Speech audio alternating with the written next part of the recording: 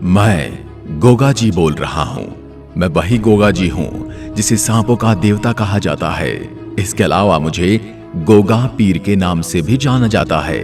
मैं उन 5 पीरों में से एक हूँ जो हिंदू और मुस्लिम दोनों में पूजे जाते हैं। मैं ही हूँ जिसने सोमनाथ मंदिर तोड़ने वाले गजनवी से सामना किया।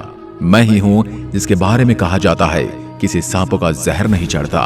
राजस्थान के हर खिचड़ी के नीचे मेरा निवास स्थान माना जाता है।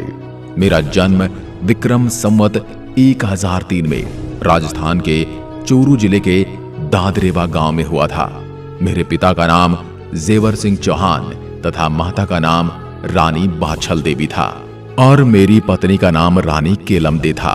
वर्तमान समय में मुझे अनेक नामों से पुकारा जाता है, जिसमें गोगा जी चौहान, गोगा जी, गोगा धर्मी, नाग देवता, जाहर जी इत्यादि, जबकि मुस्लिम समुदाय के लोग मुझे नाग पीर तथा जाहर पीर के नाम से भी जानते हैं तथा वो भी मेरी पूजा अर्चना करते हैं। मेरे भक्तों की गणना करोड़ों में है। सभी भक्त मुझे केवल चमत्कारी और सिद्ध व्यक्ति के रूप में जानते हैं। मेरे जन्म को लेकर एक किंवदंती है कि मेरे माता पिता निसंतान थे और उन्हें संतान प्राप्ति के सभी जतन करने के बाद भी संतान प्राप्त नहीं हुई। ऐसे में वो बड़े दुखी हुए जब उन्हें पता चला कि भगवान गुरु गोरखनाथ जी निसंतान स्त्रियों को संतान प्राप्ति का आशीर्वाद देते हैं, जिससे निसंतान स्त्रियों को संतान प्राप्ति होती है। यही जानकर मेरे पिता राजा जेवर सिंह और माता रानी बाछल देवी संतान प्राप्ति के लिए भगवान गुरु गोरखनाथ की शरण में गए। उस समय गुरु गोरखनाथ जी गोगा मेड़ी के एक टीले पर तपस्या कर रहे थे। गुरु गोरखनाथ जी ने बाछल देवी यानी मेरी मां को पुत्र प्राप्ति के लिए वरदान दिया था तथा साथ ही उन्हें गूगल नामक एक फल प्रसाद के रूप में खाने के लिए दिया। वह प्रसाद खाकर मेरी मां गर्भवती हुई, जिसके बाद उनकी कोख में मेरा जन्म हुआ। इस प्रकार गुरु गोरखनाथ जी के आशीर्वाद से और उनके द्वारा दिए गए फल को खाने से मेरी मां की कोख से मेरा जन्म होता है तथा बाद में गूगल फल के नाम से मेरा नाम गोगा जी पड़ा। मुझे राजस्थान के प्रमुख 6 सिद्धों में समय की दृष्टि से प्रथम एवं सर्वश्रेष्ठ माना गया है। अब मैं आपको मेरे विवाह और मेरे वैवाहिक जीवन के बारे में बताता हूँ। मेरा विवाह कोलू मंड की राजकुमारी से तय हुआ था, जिसका नाम रानी केलमदे था। रानी केलमदे लोक देवता बाबूजी राठौड़ के बड़े भाई बुढ़ोजी की पुत्री थी। मैं रानी केलमदे से विवाह करना चाहता था, लेकिन बुढ़ोजी ये नहीं चाहते थे कि केलमदे का विवाह मेरे साथ हो। यह बात जब पता चली तो मैं राजकुमारी केलमदे के बगीचे में एक फूलों के पेड़ पर सर्प का रूप धारण कर विराजमान हो गया। जब रानी केलमदे उस फूल के पेड़ पर फूल तोड़ने गई तो उन्हें फूलों पर स्थित सांप के रूप में मैंने उन्हें डस लिया। डसने के बाद मैं इस बात से कुपित हो गया। तब मैंने रानी केलमदे की कलाई पर अभिमंत्रित धागा बांधा और स्वयं अंदर ही अंदर मंत्र पढ़ने लगा। मेरे मंत्रों की शक्ति के कारण रानी केलमदे ठीक हो गई और मेरा यही चमत्कार देखकर राजा बुढ़ोजी भी प्रसन्न हो गए और अपनी पुत्री का विवाह मेरे से कराने के लिए तैयार हो गए। इस प्रकार मेरा और रानी केलमदे का विवाह हो गया। मुस्लिम आक्रमणकारियों से युद्ध करने के बाद मेरे पिता राजा जेवर सिंह वीरगति को प्राप्त हुए। उसके बाद फिर मेरे चाचा घेबर सिंह भी मुगलों के साथ युद्ध करते हुए वीरगति को प्राप्त हो गए। तत्पश्चात मैं ददरेवा का शासक बना, लेकिन यह बात काफी लोगों के गले नहीं उतरी। उसी के चलते नाहर सिंह नामक व्यक्ति ने मेरे चचेरे भाई अर्जुन सुरजन को मेरे विरुद्ध भड़काया। तुम तो गोगा जी से बड़े हो, फिर गोगा जी कैसे राजा बन सकता है? इस पद पर तो तुम्हें होना चाहिए। सत्ता को लेकर मेरे और मेरे भाइयों के बीच युद्ध हुआ, जिसमें मैंने दोनों भाइयों का सिर धड़ से अलग कर दिया। माता बाछल देवी को भेंट कर दिया। इससे नाराज होकर माता बाछल देवी ने मुझे राज्य से बाहर निकाल दिया। तब मैं गुरु गोरखनाथ जी के आश्रम में चला गया, जहां से मैंने अपने योग और सिद्धि का प्रयोग कर अपनी पत्नी के पास भी चला जाता था। यह बात रानी बाछल देवी को पता चलने पर मुझे उन्होंने वापस अपने राज्य में आने का प्रस्ताव दिया और मैं पुनः फिर से अपने राज्य पर आसीन हो जाता हूँ। उस समय अफगानिस्तान के बादशाह हजारों गायों को लूट कर ले जा रहे थे। उस समय मैंने उस पर कड़ा आक्रमण किया और हजारों गायों को उससे छुड़ाकर मुक्त कर दिया। इससे डरकर उन अरब के लुटेरों ने गाय को लूटना बंद कर दिया। मैं आध्यात्मिक साधना भी करता था, जिसमें मैं सांप काटने पर उसका इलाज करता था। यदि कोई सांप किसी को काट लेता तो मैं उसी सांप से उसका जहर वापस निकलवाता था, मगर कोई सांप इसे चूसने के लिए इनकार करता तो उसे मजबूर कर देता था। इससे मेरी प्रसिद्धि दूर दूर तक फैलने लगी। सुल्तान महमूद गजनवी हर साल हिंदुस्तान आता और लूटमार करके वापस गजनी भाग जाता। वह एक हाथ में इस्लाम का झंडा लहराते हुए वह दूसरे हाथ में तलवार की धार से बेगुनाह लोगों के खून की नदियां बहाता हुआ हिंदुस्तान आता। सुल्तान महमूद गजनवी द्वारा लूटमार, दरिद्रता, वेश्यावृत्ति की कुरीतियों ने इस मजहब का नकाब पहनकर हिंदुस्तान में जो हैवानियत का खेल रचा, उसे युगों युगों तक भुलाया नहीं जा सकता।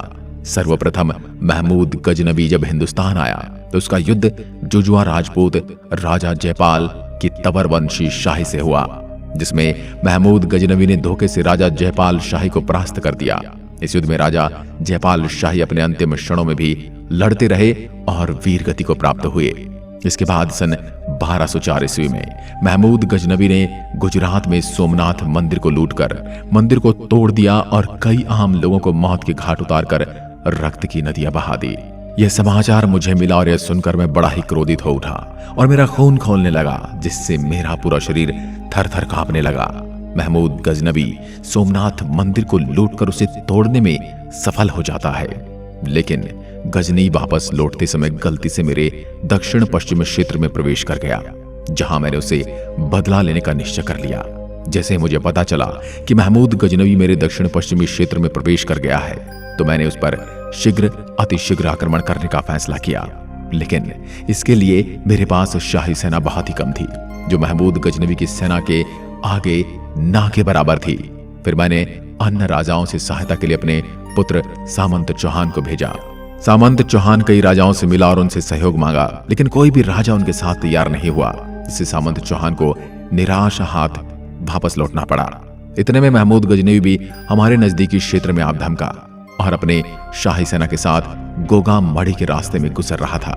मदद की कोई आशा न देखते हुए मैं अपने चौहान भाइयों के साथ केसरिया बहाना पहनकर लगभग 900 सिपाहियों के साथ महमूद गजनवी की सेना पर टूट पड़ा और उनका रास्ता रोक दिया।